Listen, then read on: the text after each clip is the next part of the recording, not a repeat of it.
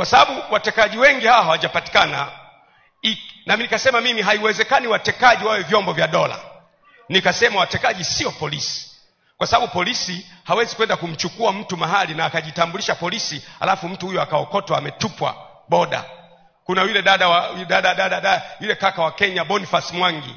Kuna yule dada wa Uganda kaka Boniface Mwangi wa Kenya, na yule kaka dada wa Uganda yule Agatha Tuhaile. Haiwezekani, wale si polisi. Polisi wa kwetu ni competent. Sema tena competent. Wale sio idara ya usalama. Idara ya usalama ya kwetu ni competent.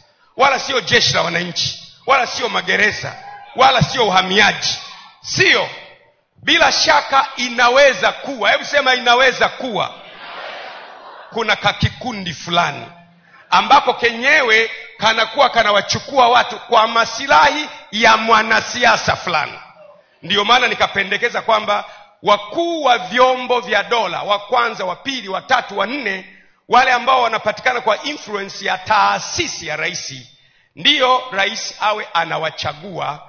Lakini akitaka kuwatoa apeleke hoja kwenye kamati ya ulinzi na usalama na mambo ya nchi za nje ya bunge, ili wabunge tuone huyu mkuu wa chombo cha dola asije kuwa anatolewa kwenye nafasi yake kwa sababu ametetea masilahi fulani ya taifa, ili kwamba taifa liwe salama, ili vyombo vya dola wawe na uwezo wa kutulindia maono zetu siku zijazo.